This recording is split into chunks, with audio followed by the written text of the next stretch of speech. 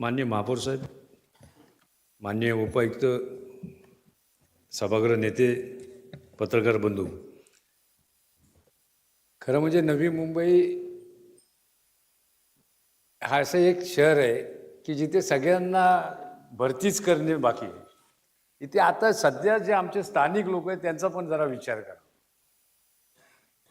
प्रत्येक एरियामध्ये आता ह्याच्यामध्ये सगळे गटई कामगार दाखवले, काही ठिकाणी लिहिले आहे त्याच ठिकाणी.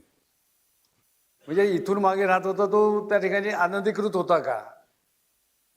मग इतके वर्ष त्या ठिकाणी तिथे जी टपरी होती ती टपरी अनधिकृतपणे मोडणार का? मग त्याच्या बाजूच्या टपऱ्या आपण उचलल्या, त्यांच्यावरती कारवाई केली आणि आजही तो तसाच आहे. आज किती गटई कामगार प्रॉपर गटई काम करतात. मगाशी नेत्रताईंनी सांगितल्याप्रमाणे ज्यूस सेंटर, वडापाव सेंटर, वरती नाव गटई. आज या ठिकाणी नावं बघितली तर असं आमचं स्थानिक कोण दिसतच नाही. आजपर्यंत फेरीवाला लायसन्सचा जर आपण फेरीवाल्यांचे ॲड्रेस बघितले तर 10 ते 20% फेरीवाले हे नवी मुंबईचे रहिवासी आहेत. मानखूर, गोवंडी, शिवाजीनगर इथून आलेली लोक इथे जास्त आहेत. म्हणजे नव्या मुंबईमध्ये राहणाऱ्या रहिवाशांमध्ये अमाप संपत्ती आहे असं समज आहे का?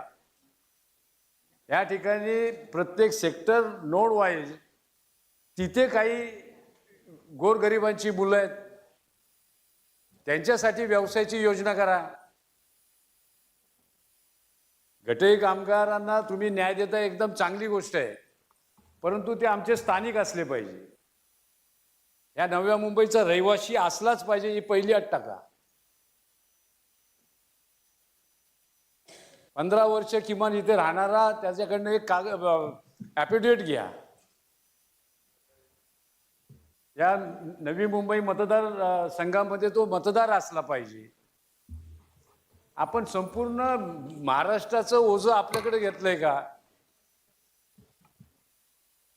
या ठिकाणी मॅडम जोपर्यंत ह्या ठिकाणी सगळं दिलंय, परंतु तो आता सध्या रहिवास कुठे करतो ते दिलेलं नाहीये. गेल्या टायमाला आता काही महिन्यापूर्वी दिव्यांगांसाठी आपण स्टॉल काढले. मॅडम माझ्या वाशीमध्ये या, वाशीमध्ये शांतिनिकेतन त्या ठिकाणी 6 स्टॉल असे दिलेले आहेत. न्यू बॉम्बे स्कूलच्या समोर मार्केट आहे तिथे दिलेले आहेत, बी टाईपच्या इथे दिलेले आहेत. म्हणजे 2 पावलावरती एक स्टॉल, असे 10-10 स्टॉल एका ठिकाणी.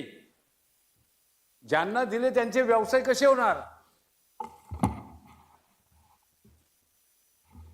मॅडम त्या स्टॉलचंच अजून आपला व्यवस्थितपणा झालेला नाही आणि आता तुम्ही जवळपास 100हून अधिक स्टॉल आता तुम्ही देणार. म्हणजे नेमकं काय करणार? तुमच्या अटी पण आहेत की फुटपाथवरती नाही करणार, मग रस्त्यावर ठेवणार का? या सगळ्या गोष्टीचा खुलासा व्हायला तोपर्यंत सर्वच नगरसेवकांनी याच्यावरती अभ्यास करून मगच हा प्रस्ताव आणावा असं मी आपणास विनंती करतो.